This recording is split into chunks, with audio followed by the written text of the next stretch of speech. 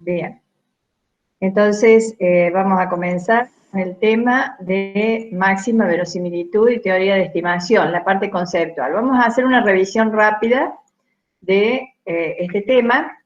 Vimos cuando empezamos con la teoría de estimación que tenemos estimación puntual y estimación por intervalos. En el tema de estimación puntual, es más bien teórico que práctico, es un tema que está vinculado a lo que sería la conceptualización o la fundamentación de que ese resultado de la muestra es una estimación puntual y que hay un estimador definido matemáticamente como el mejor estimador del parámetro desconocido. Esa es la idea, entonces, hay toda una fundamentación teórica, matemática, sobre el concepto del estimador de un parámetro desconocido. Entonces, estos dos métodos, una estimación puntual, que es calcular el estimador con los datos de la muestra, la estimación por intervalos, que implica generar límite inferior y superior de un intervalo a partir de una probabilidad llamada nivel de confianza, tienen una diferencia sustancial que es la medición del error de estimación máximo permitido. El error aleatorio o error de estimación máximo permitido es lo que hace o marca la diferencia entre la estimación puntual y la estimación por intervalos. En la estimación puntual no se puede determinar esa magnitud del error porque no se trabaja en términos probabilísticos sobre una distribución de probabilidad. En la estimación por intervalos sí estamos trabajando desde esa forma, con la distribución de probabilidad y el nivel 1 menos alfa de confianza fijado sobre la distribución y marcando de ese modo los coeficientes de confianza que permiten calcular el error de estimación máximo permitido. Entonces, cuando nosotros hablamos de la estimación puntual, si no podemos medir la magnitud del error que podemos llegar a cometer en esa estimación, lo que tenemos que tener en cuenta es la calidad, las cualidades o las propiedades que tienen esos estimadores para inferir sobre los parámetros desconocidos. Entonces, serán buenos estimadores si reúnen determinadas propiedades, y las propiedades son matemáticas. La insesgabilidad hace referencia a que la esperanza del estimador es igual al parámetro que estima. Esto es muy importante. ¿Por qué? Porque como generalmente, por ejemplo, la media poblacional es el parámetro desconocido y la esperanza de la media muestral es la media poblacional.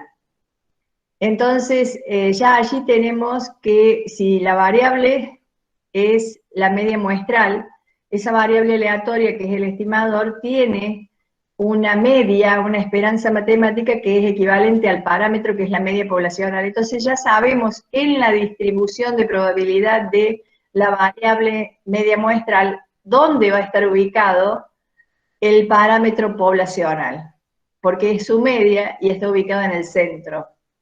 Entonces, eso nos permite que sobre la distribución sabemos a dónde está el parámetro y podemos medir la magnitud del error máximo que vamos a admitir en esa estimación con la estimación por intervalos. O sea que podemos llevar adelante el cálculo del error de estimación e interpretarlo como la magnitud del error máximo admitido, porque precisamente la esperanza del estimador que estamos trabajando es el parámetro media poblacional en el caso de la media muestral.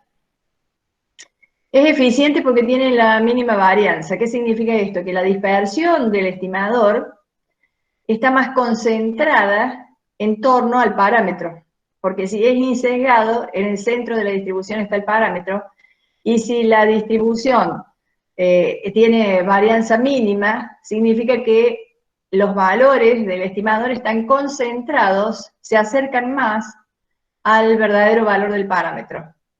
Entonces, en un gran porcentaje de muestras, ¿no? O sea, pensemos en una distribución normal, si tenemos una varianza mínima, estamos pensando en que la dispersión de la media muestral en torno a la media poblacional tiene asociada una alta probabilidad de ocurrir. Es consistente porque mientras mayor sea el tamaño de la muestra, más próximo será el resultado de la muestra al verdadero valor del parámetro. Y es suficiente porque toma toda la información de la muestra, que es lo que pasa, por ejemplo, con la media muestral. Entonces son propiedades matemáticas, pero son razonablemente lógicas, porque son las propiedades o cualidades que nos van a permitir a nosotros medir la magnitud del error de estimación máximo permitido, y son las cualidades que nos van a permitir confiar en que el resultado de la muestra es un valor que se aproxima en cierta magnitud o se aproxima al verdadero valor del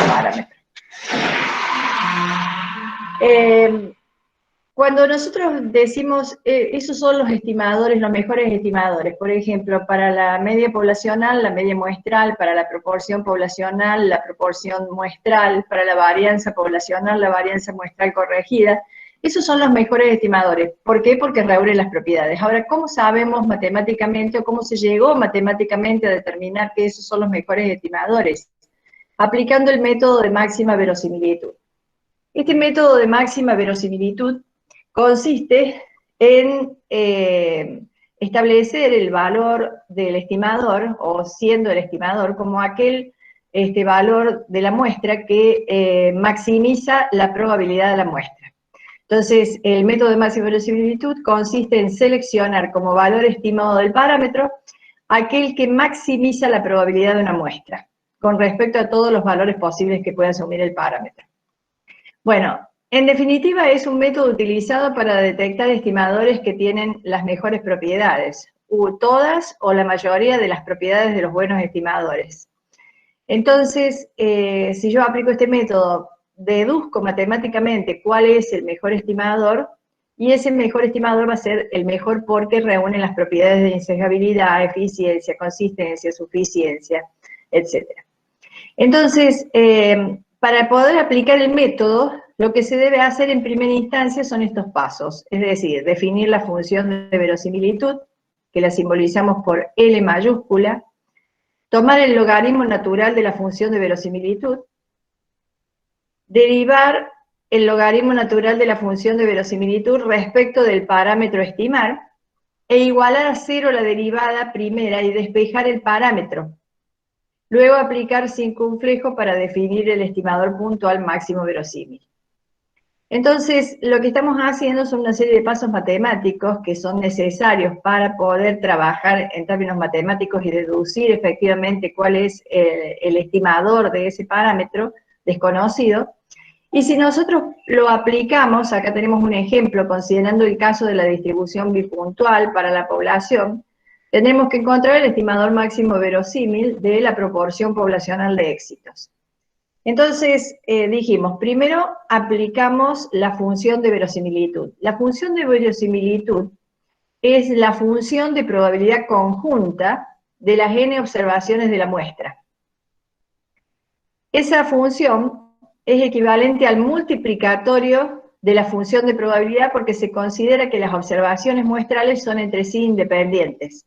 Entonces, la función de probabilidad conjunta o la probabilidad de la intersección de eventos independientes es igual al multiplicatorio de las funciones de probabilidad o de las probabilidades de cada uno de los eventos intervinientes.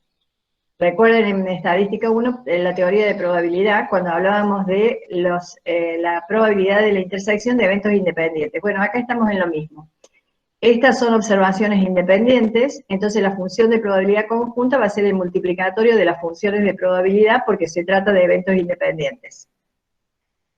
Cuando hemos definido el multiplicatorio, si lo aplicamos sobre la función de probabilidad de la bipuntual, ustedes acuérdense que la función de probabilidad de la bipuntual es p a la x por 1 menos p a la 1 menos x, porque la bipuntual tiene muestra de tamaño 1. Entonces, cuando aplicamos esta expresión, el multiplicatorio en esta expresión, establece que el producto de potencias de igual base, el exponente se suma, que es lo que tenemos acá, p a la suma de xy, y aplicamos lo mismo acá, 1 menos p a la suma de 1 menos x sub i. El sumatorio va de i a u, para i que va de 1 hasta n, o sea, es para las n observaciones muestrales. Entonces nos quedaría p elevado a una x binomial por 1 menos p elevado a la n menos x binomial, porque saben que la suma de bipuntuales define una binomial. En consecuencia, entonces, ya tenemos la función de probabilidad conjunta. Esta función de probabilidad conjunta la vamos a trabajar en el logaritmo. Tomamos el logaritmo natural de la función, el exponente pasa multiplicando por el logaritmo natural de p, más n menos x, que es exponente, por el logaritmo natural de 1 menos p. Cuando aplicamos propiedades de logaritmo. Luego tomamos la derivada primera de la función, respecto del parámetro, el parámetro es p. En consecuencia, entonces, vamos a tener que esta es una constante respecto de la derivada y este es el parámetro sobre el cual estamos derivando. Entonces, el logaritmo natural de p tiene como derivada 1 sobre p, el logaritmo natural de 1 menos p tiene como derivada 1 sobre 1 menos p, y la derivada de la constante por la variable va a ser la constante por la derivada de la variable, entonces queda x multiplicando y n menos x multiplicando. En esta expresión algebraica lo próximo que hacemos es igualarla a 0. Entonces, ¿qué es el último paso? En esta igualación a 0 lo que hacemos es despejar el valor del parámetro para poder determinar cuál es el verdadero valor del estimador máximo verosímil, aquel estimador que maximiza la probabilidad de la muestra. Entonces, tomamos la derivada y la igualamos a 0, y luego trabajamos en esta expresión despejando p. Entonces, bueno, aquí nos quedaría n menos x sobre 1 menos p, que este es negativo, y esto que está positivo lo pasamos al otro miembro de la igualdad negativo, menos x sobre p, menos x sobre p. Entonces nos quedaría ya eliminado el 0 y queda la igualdad planteada. En esta expresión, lo que hacemos es que n menos x lo multiplicamos por p, o sea, lo que está en el denominador pasa al numerador. Para alinear todo, entonces hacemos n menos x menos n menos x por p, que estaba en el denominador, y a eso lo multiplicamos por menos 1 para eliminarle el negativo. Y en el otro miembro de la igualdad pasa lo mismo. Hacemos x por 1 menos p, x por 1 menos p, que estaba en el denominador, pasa multiplicando en el segundo miembro de la igualdad, y como es negativo esto, lo multiplicamos por menos 1. Al multiplicar por menos 1 ambos miembros de la igualdad no se altera nada más que el signo de la igualdad que está planteada. Por lo tanto, nos va a quedar a nosotros n menos x por p igual a x por 1 menos p. Esa es la idea. Como esto lo vamos a multiplicar, nos va a quedar n por p menos x por p. Y aquí nos quedaría nos queda x menos x por p. Entonces acá nos queda n por p menos x por p, x menos x por p. Estamos multiplicando esta x por 1, x por p, n menos x por p, p por n o n por p y x por p. Hacemos el producto de lo que está entre paréntesis con la constante que estaría fuera del paréntesis.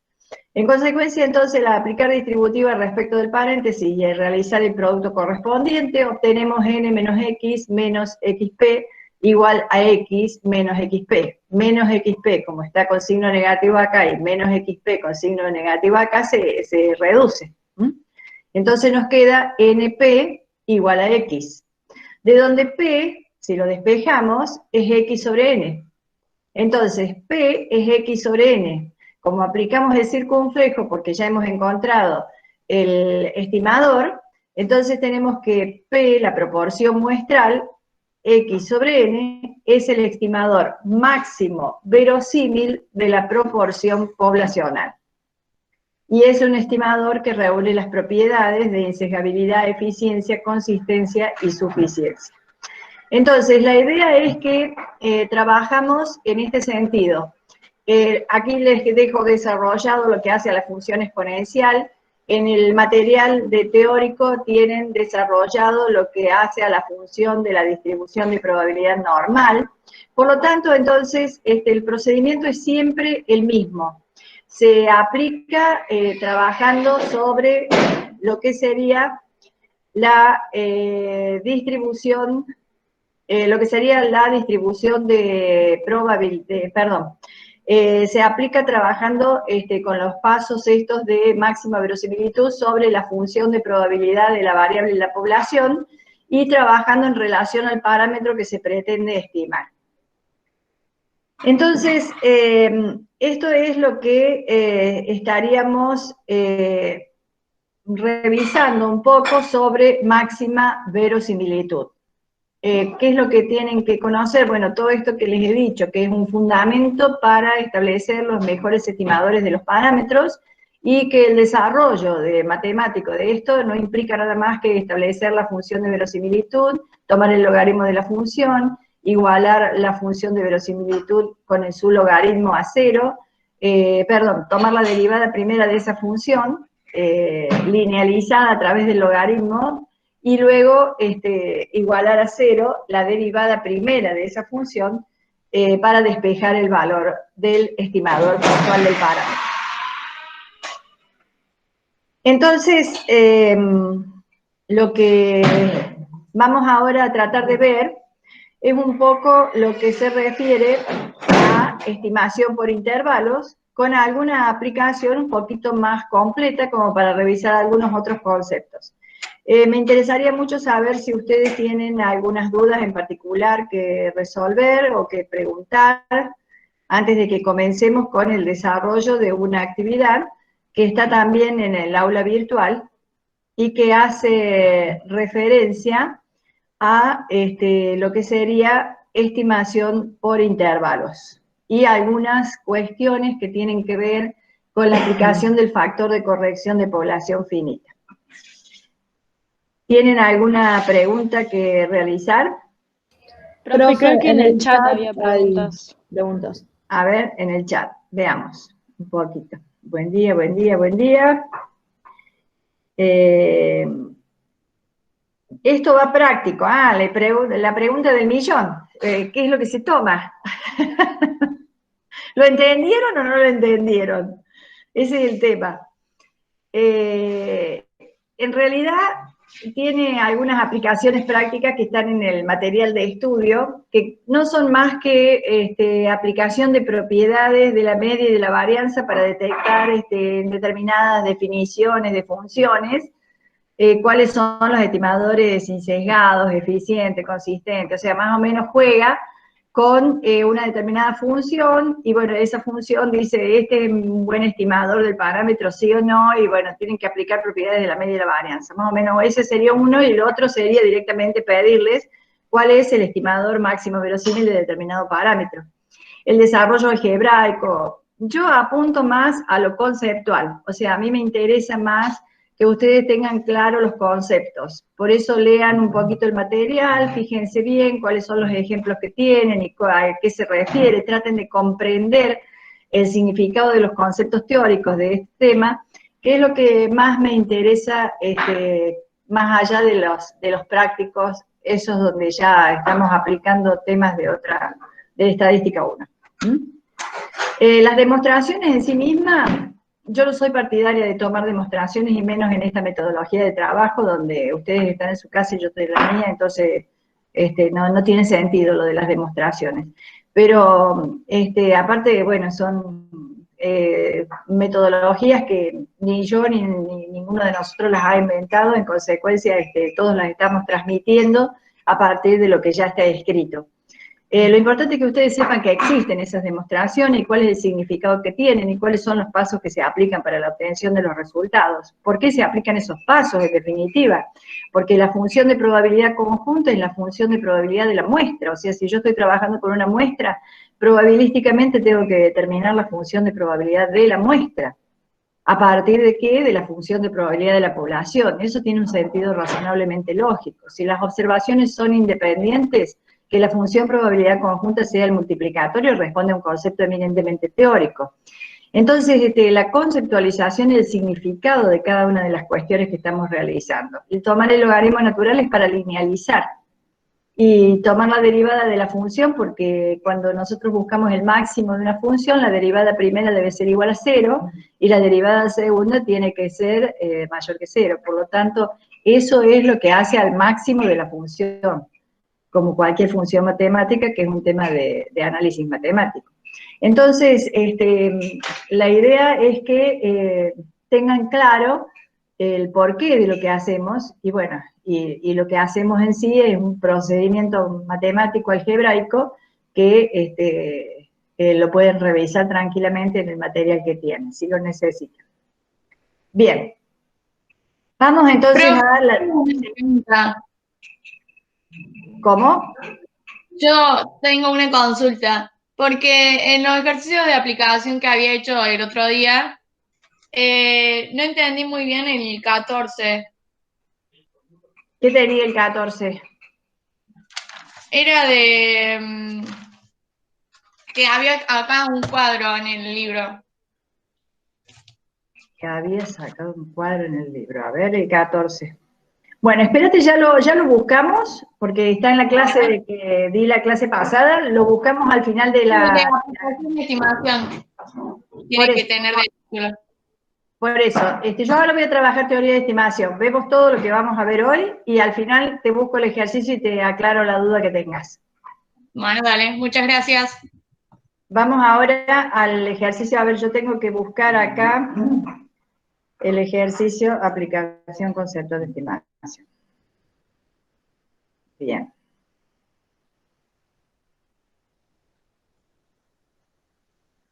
¿Ustedes están viendo la pantalla con el PowerPoint? Sí, profe. Sí, profe. Bien.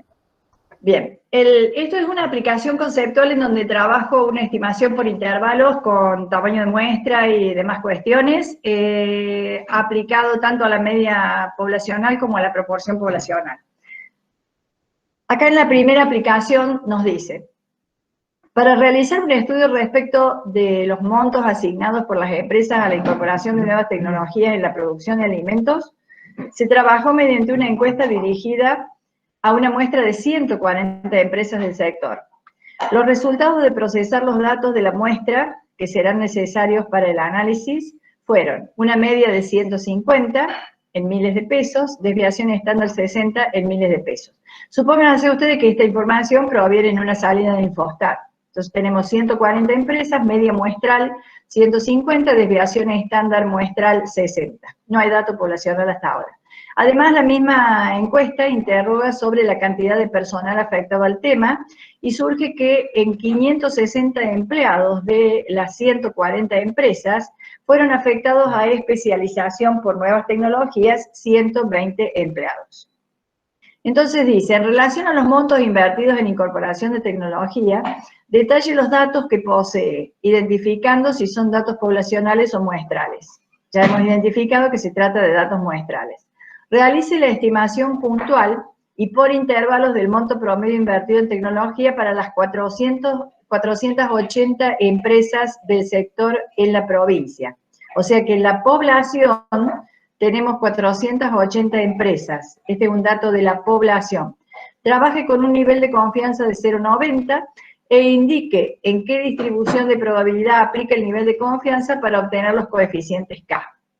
Entonces, hasta acá lo que tenemos es que los datos con que estamos trabajando son los que provienen de una muestra de unas 140 empresas, en donde la media de la muestra es 150, la desviación estándar de la muestra es 60, y no tenemos datos de la población. Entonces vamos a suponer que la población tiene distribución normal. Y acá, como tenemos varianza poblacional desconocida, vamos a trabajar con la distribución de probabilidad T de Student, donde vamos a encontrar los coeficientes de confianza K para el 0,90 de probabilidad centralizada. Esa es la respuesta que hacemos a esta pregunta B. Y 480 es el tamaño de la población N mayúscula, para nuestro planteo de problema. Después dice, ¿requiere de algún supuesto poblacional? Sí, el supuesto de población normal para poder usar la T de Student. O suponemos la población normal, o probamos a través de las pruebas pertinentes si efectivamente la población tiene distribución normal. Podemos usar un cucuplot de normalidad y observar si efectivamente con los datos de la muestra concluimos que la población se puede inferir como normal. Indique qué ocurre en la estimación realizada y por qué, si el nivel de confianza fue de 0,95. Entonces vamos a la estimación de 0,90 y a la de 0,95. Pero intuitivamente, ¿qué les parece a ustedes? Sí, de la estimación de 0,90 paso a la de 0,95. ¿Cuál es la diferencia? ¿Aumenta el error? ¿Y por qué aumentaría el error? Porque hay un mayor nivel de confianza, o sea, el intervalo va a ser mayor. El intervalo va a ser mayor.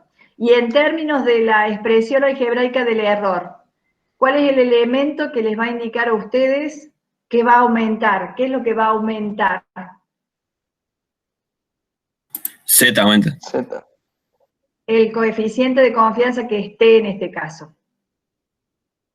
Está bien lo que dijeron, pero no es Z sino T en este caso porque es el coeficiente de confianza de la distribución T-de-Student. Perfecto, esa es la idea. Cuando aumenta el nivel de confianza, lo que se produce es un aumento en el coeficiente de confianza, lo cual provoca, obviamente, un mayor error máximo admitido y por ende un intervalo más amplio.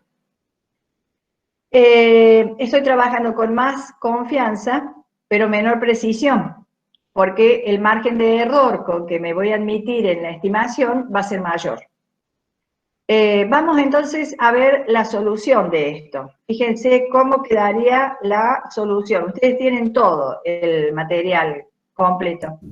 La solución de esto dice los datos muestrales, punto A, N 140, X media, 150, S 60, estimación puntual X media, igual a 150 pesos es la estimación puntual. La resolución, en miles de pesos creo que está, la resolución de la estimación por intervalos al 90%, nosotros buscamos la expresión X media más menos T por S sobre raíz de N, es lo que aplicamos en la determinación de los límites, aplicamos los valores numéricos, 1,66 es el valor de T-de-Student para los 139 grados de libertad. Fíjense, ya tenemos una muestra tan grande que se equipara prácticamente a la normal, pero lo trabajamos con la T. Y acá nosotros tenemos el factor de corrección de población finita. ¿Por qué aplicamos el factor de corrección de población finita sobre la desviación estándar? Porque sabemos que la población tiene 480 empresas y la muestra tiene 140. Entonces tomamos el factor de corrección y corregimos esta desviación estándar, tomándole la raíz al factor, y nos queda bien resuelto el problema con un error máximo admitido de 709. Quiere decir que la estimación por intervalos del monto promedio de inversión en tecnología de las empresas consideradas, nos encontramos con que entre los valores 142,91 y 157,09 se abarca el verdadero valor del parámetro en el 90% de las muestras posibles de tamaño 140. Y el margen de error admitido para un 0,90 de nivel de confianza es 709. O sea, 7 pesos, casi 8 pesos, digamos, redondeando, son los que admitimos como margen de error en la estimación del verdadero valor del parámetro poblacional, a un nivel de confianza de 0,90. ¿Qué ocurre con...? ¿Sí? ¿Podrías repetir, por favor, por qué usamos el factor de corrección? El factor de corrección de población finita lo usamos porque conocemos el tamaño de la población. Se supone que las empresas que ya han sido consideradas en la muestra no se repiten. O sea, si yo trabajo con una empresa para indagar sobre algo, no la repito 2, 3 veces la empresa. Entonces, como el muestreo es sin repetición y conocemos el tamaño de la población, o sea, estamos trabajando en población finita, el muestreo sin repetición o sin reposición, aplicamos el factor de corrección de población finita sobre la desviación estándar o sobre la varianza solito, sobre la desviación estándar a raíz del factor. Listo, gracias. Entonces, ¿sí? Entonces siempre cuando tengamos el tamaño de la población vamos a hacer eso. Exacto, exacto. ¿Y cuándo dejaría de tener sentido? ¿Cuándo daría lo mismo no hacerlo? Cuando el muestreo sea con reposición o no conozcan la población. Ahí no se debe hacer. Claro.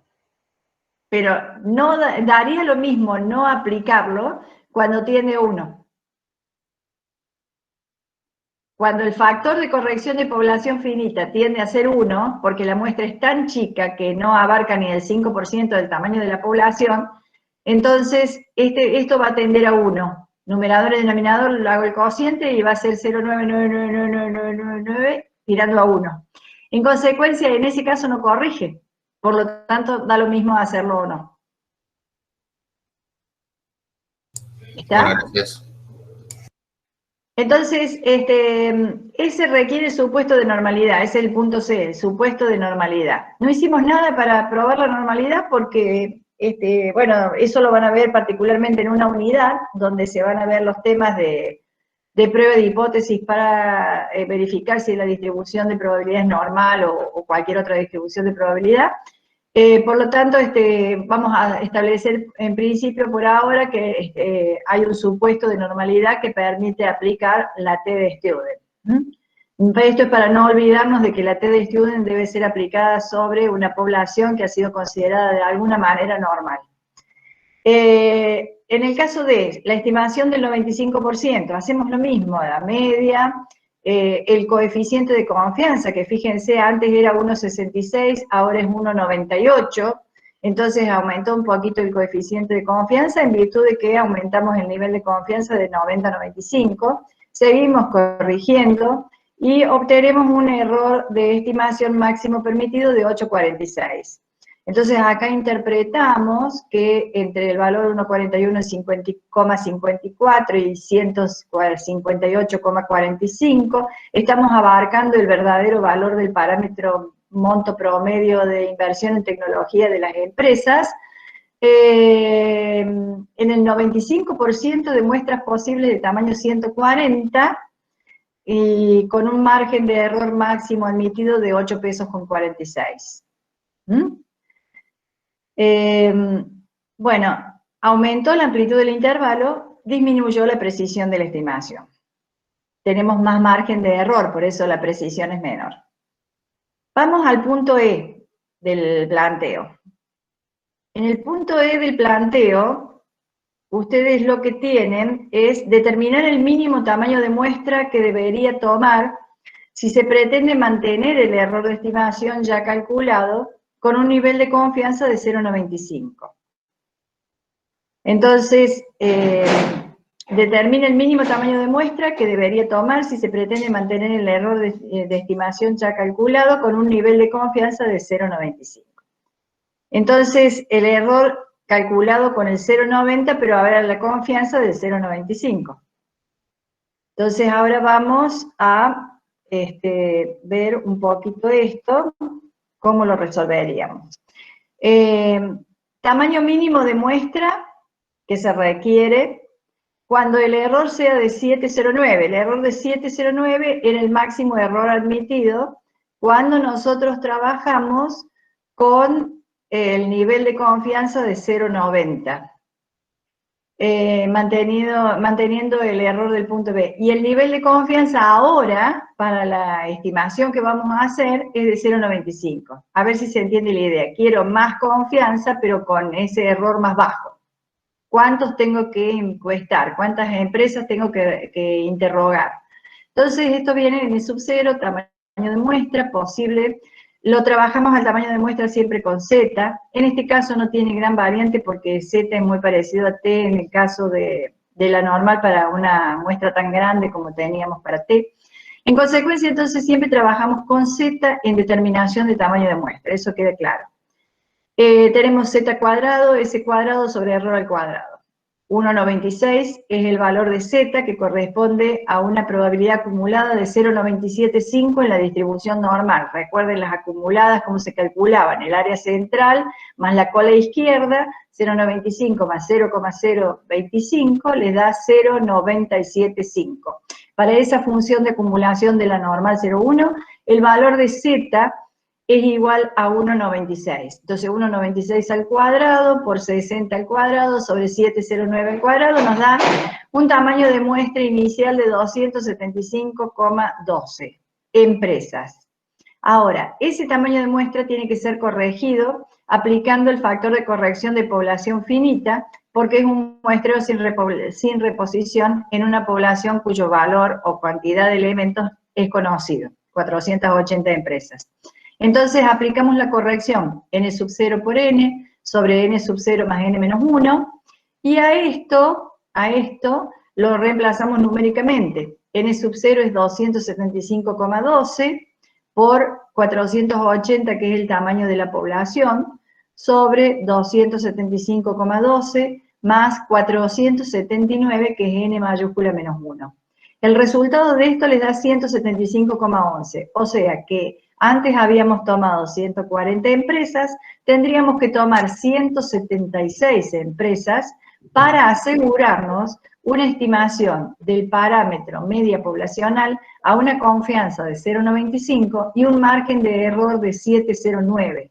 ¿Está? Fíjense, si no corregíamos, teníamos que tomar 275 empresas, o sea, casi más de la mitad de las 480 que hay en la población. En cambio, de este modo, corrigiendo por muestreo sin reposición, con el factor de corrección de población finita, la muestra es de 176 empresas, o sea que el factor corrige. Sí. Ahí en el segundo, cuando se aplica el factor de corrección en la segunda fórmula, Sí. P sub 0 por n, no, la fórmula del factor de corrección no era n menos n. Bueno, no, lo que pasa es que cuando uno trabaja algebraicamente, tienen todo eso en la teoría, fíjense bien en la teoría que está todo desarrollado, cuando incluso yo lo he trabajado en clases anteriores, donde tienen dos tipos de fórmula, una fórmula donde interviene, porque esto arranca de decir, yo acá le pongo el factor de corrección tal cual como ustedes lo conocen, desarrollo algebraicamente y llego a esto. Llegan a esto o a una fórmula alternativa, o sea, esto surge de aplicar algebraicamente el factor de corrección de población finita, pero hay todo un desarrollo algebraico, tanto para llegar a esta fórmula con estas dos posibilidades, o la fórmula general, que hay una fórmula general en la cual interviene el factor de corrección, pero no interviene tal cual como es, porque se desarrolla algebraicamente hasta llegar al factor. Recuerden que el factor de corrección de población finita es n menos n minúscula sobre n mayúscula menos 1. Esa n minúscula hay que eliminársela porque no la conozco. Estoy averiguando la n. ¿Me entienden? Entonces, algebraicamente se desarrolla, se saca esa n minúscula y se llega a la incorporación del factor en el desarrollo algebraico para que incida el hecho de que conozco el tamaño de la población sobre la determinación del tamaño de muestra. O sea, la varianza muestral o la varianza que tengo la corrijo. Bueno, Profe. Sí. En la resolución de un ejercicio del libro, para sacar n, hace una fórmula distinta haciendo, por ejemplo, z por la raíz de p por q sobre la raíz de n. No entiendo por qué hace esa fórmula si no, supuestamente no es esa, para sacar el tamaño muestra. Para sacar el tamaño de muestra, para P es z cuadrado por la raíz, por P por Q, z cuadrado por P por Q sobre el error al cuadrado. Ah, no es la misma que porque como uno usa, está bien, pensé que era la misma para P, para sacar el Para tamaño P muestra. lo único que cambia es la varianza. La varianza no es una varianza sigma cuadrado, sino es P por Q, la varianza de la bipuntual. Ah, ahí va. Bueno, gracias, profe. Ya llegamos a P. Tengo acá Bueno. un ejercicio de P. Vale, gracias, Bueno, profe. escúchenme una cosita. Dice, bueno, ya tenemos entonces que vieron con el que pasó con el factor de corrección. Después dice en el punto F, ¿cuál es el tamaño mínimo de muestra que se requiere cuando el error es de 7,44, aumentando 7,09 un 5%? Bueno, leamos el enunciado para que quede claro qué es lo que estamos haciendo. A ver, espérense un cachito. Allí tenemos, dice en el punto E, si mantiene el nivel de confianza en 0,90 y pretende disminuir el error máximo admitido un 5%, ¿qué tamaño de muestra debería tomar? Acá me parece que hay un error en el resultado. Si mantiene el nivel de confianza en 0,90 y pretende disminuir el error máximo admitido un 5%, ¿qué tamaño de muestra debería tomar? A ver, me parece que está aumentado el nivel, no disminuido.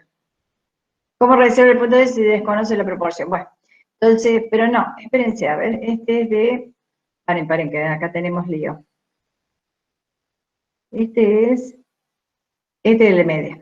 Acá. Determina el mínimo tamaño de muestra que debería tomar si se pretende mantener el error de estimación ya calculado por nivel de confianza en 0,25. Si mantiene el nivel de confianza en 0,90 y pretende aumentar, con razón, pretende aumentar el error máximo admitido un 5%, ¿qué tamaño de muestra debería tomar?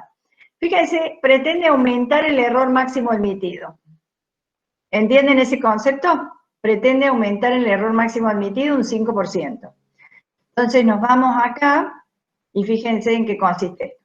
Si yo quiero determinar cuál es el tamaño mínimo de muestra, con un error de 7,44. ¿Por qué 7,44? Porque sería 7,09, que era el error anterior, por 1,05. 7,09 por 1,05 les da un error de 7,44. O sea, yo le he aumentado el margen de error, pero ahora le fijo una confianza más baja, de 0,90. Entonces, ¿cuánto me quedaría el mínimo tamaño de muestra que se requiere? Si yo aumento el error, obviamente voy a tener menor tamaño de muestra requerido, pero además le bajé la confianza, o sea que también va a provocar un menor tamaño de muestra. Entonces tengo una confianza de 0,90, que es menor a 0,95, y aumenté el margen de error en un 5%. O sea, todos los efectos provocan menor tamaño de muestra. Y si hacemos el cálculo con la fórmula, lo que les va a dar a ustedes, que lo van a hacer ustedes por su cuenta, van a tener para el 0,90, 0,95, 1,645 al cuadrado por 60 al cuadrado sobre 7,44 al cuadrado. Eso les va a dar 175,78 y después lo corrigen con los 480 y los 479 y les queda 128,86. Entonces, ¿qué quiere decir? Que al aumentar el error máximo admitido en un 5%, y encima bajar la confianza a 0,90 en relación a esto que hicimos acá, nos está requiriendo que el tamaño de muestra que necesitamos como mínimo para hacer esa estimación es de 129 empresas, menor que las 140 empresas del desarrollo inicial. ¿Está? ¿Pero qué está jugando? Denominador, que es la magnitud del error. Si aumenta el denominador, disminuye el tamaño de la muestra. Si disminuye el nivel de confianza, disminuye el Z, disminuye el tamaño de la muestra. Entonces, dos efectos que provocan una caída en el tamaño de la muestra. Eso es lo que le hicimos acá, por eso nos quedó una muestra de 129 empresas, que es menor a 140. A menor nivel de confianza, menor tamaño de muestra, y a mayor error, menor tamaño de muestra. Bueno, seguimos con la otra, que es la de proporción. Fíjense un poquito en esto de proporción. Cuando vamos a la proporción dice, realicen estimación puntual y por intervalos de la proporción poblacional de empleados que se especializan por nuevas inversiones en tecnología para las 480 empresas del sector en la provincia. Trabaje con un nivel de confianza del 0,90 e indique en qué distribución de probabilidad aplica el nivel de confianza para obtener los coeficientes K. ¿Requiere de algún supuesto poblacional? Describa brevemente la población. Bueno, vamos a quedarnos con los puntos A y B. Pero antes vamos a ver esto. Estamos en esta parte del enunciado. Además, la misma encuesta interroga sobre la cantidad de personal afectado al tema y surge que en 560 empleados de las 140 empresas, fueron afectados a especialización por nuevas tecnologías 120 empleados. O sea que acá juego con los 560 empleados de las 140 empresas y los 120 empleados que los 120 empleados que estaban afectados a la especialización por nuevas tecnologías. Entonces, nos vamos a la solución del problema y comenzamos acá. Bueno, acá yo les puse, lo tenía para leerlo acá. Estimación puntual de P. P sombrero, 120 sobre 560, nos queda 0,2142. O sea que el 21% del personal está afectado a especialización por nuevas tecnologías. La estimación por intervalos al 0,90. ¿Qué distribución van a aplicar en el caso de la proporción muestral y la proporción poblacional de estimación por intervalos? ¿Qué utilizamos? Normal. Normal, exactamente. Siempre distribución normal. ¿Y qué población tienen en ese caso? ¿Cuál es la población que tenemos en estudio? Y sería finita porque la conocemos. La población, no sabemos el tamaño, pero sabemos, ¿qué es lo que sabemos de esa población? Sabemos que es una población dividida en dos categorías, que son los empleados que están incorporados a un régimen de especialización por tecnología y los que no. Claro, bipuntual. O sea que estamos en una población bipuntual. Entonces nosotros tenemos una población bipuntual. A partir de una población bipuntual, ¿por qué caemos en la normal? Porque la muestra es suficientemente grande, de modo tal que NP y NQ son mayores que 5, y aplicamos el teorema central del límite para considerar que la proporción muestral tiene distribución de probabilidad normal. Eso responde al punto B.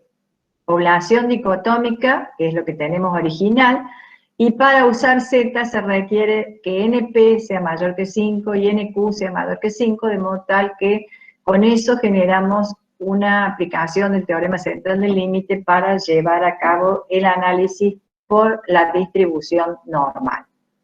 Entonces aplicamos la normal, aplicamos la estimación por intervalos que corresponde para un nivel de confianza de 0,90.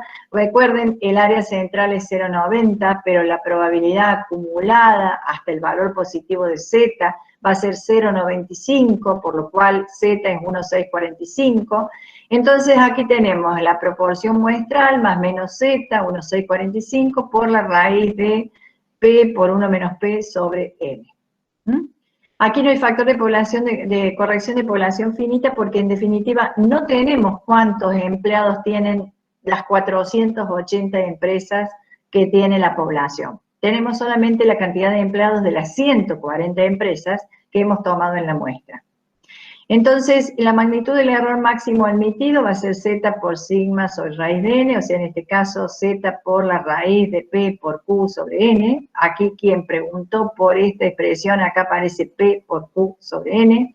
Y lo que tenemos es un máximo de error admitido en la estimación de 0,0284, que equivale en porcentual al 2,84% de margen de error admitido.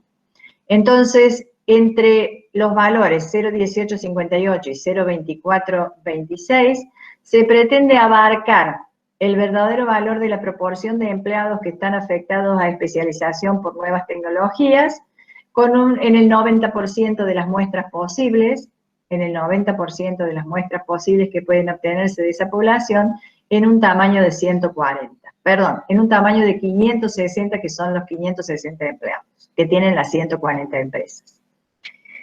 Con un margen de error de 0,0284. Entonces, ¿qué pasa si del 90 nos vamos al 95%? Eso dice el punto siguiente. Indique qué ocurre en la estimación realizada y por qué si el nivel de confianza fuera de 0,95. Bueno, ya sabemos, si fuera de 0,95, como pasó de 0,90 a 0,95, vamos a tener una estimación por intervalos con un margen de error más grande. Una estimación por intervalos con un margen de error mayor.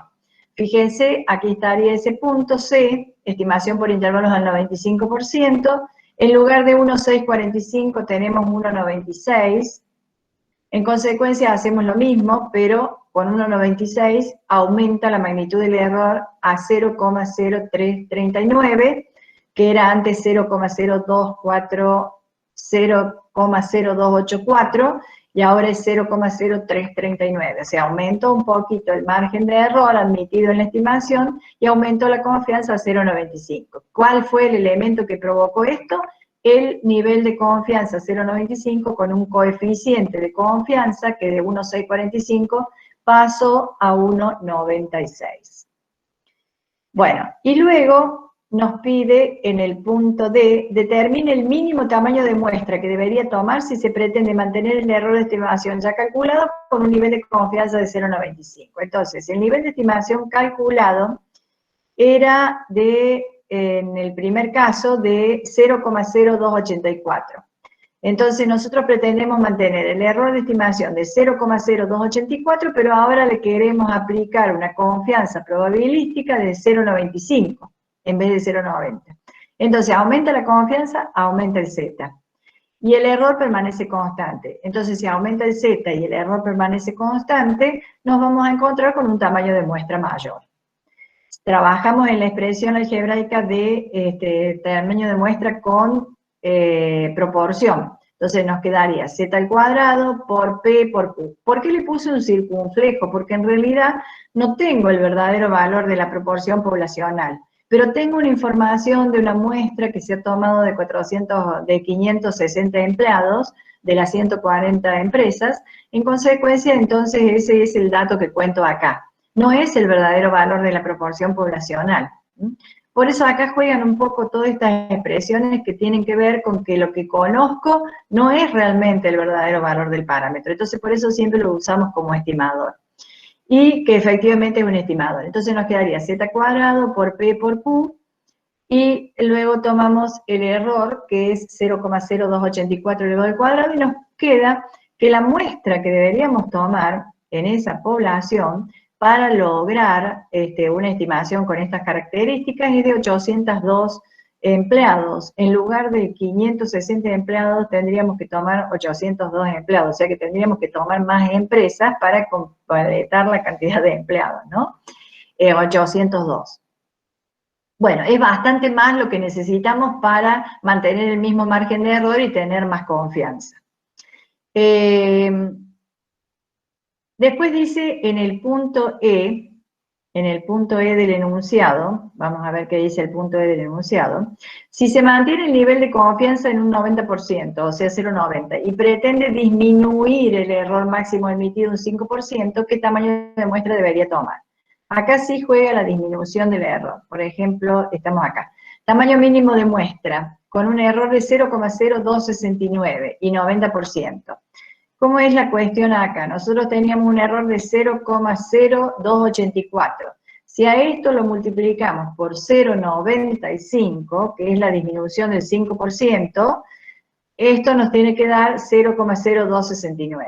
O sea, este valor 0,0269 es el 95% de 0,0284, porque estamos aplicando una disminución del 5%, o sea, 1 menos 0,05 sería 0,95. 0,95 sobre 0,0284 nos da 0,0269. Entonces, con ese dato y el nivel de confianza de 0,90, nos quedaría 1,645 al cuadrado por P, que es 0,2142 por su complemento, dividido 0,0269 al cuadrado, que es el error que estamos admitiendo. Bueno, así, de ese modo, lograríamos tener que tomar una muestra de 629,44, o sea, 630 empleados, que ya es un poco menos que 802 empleados. Pero hemos disminuido la magnitud del error y el nivel de confianza, las dos cosas. Bueno, ¿qué pasaría si P y Q son desconocidos? Si no tienen datos de ninguna índole, ¿cómo hacen? Le aplicamos a P 0,50. Si no conozco nada, hay una P aproximada, que le ponemos acá el sombrerito de aproximado, entonces esta proporción aproximada es 0,50. Y si tuviéramos que aplicar una proporción aproximada de 0,50, ya la muestra sería de 1.190,73 empleados. Acá tengo proporción desconocida y 95% de confianza en este caso. Esto es 95% de confianza, proporción desconocida totalmente, y el margen de error que habíamos calculado para el 90% de confianza. O sea, sería lo que hicimos acá, tamaño mínimo de muestra que se requiere con un error de 0,0284 y 95% de confianza, pero con un desconocimiento total de la proporción poblacional de éxitos, lo que sería aplicarle el 0,50. En ese caso, en vez de 800, ¿cuánto necesitaba? 802 empleados, necesito una muestra de 1.191 empleados, por lo menos para asegurarnos esa estimación.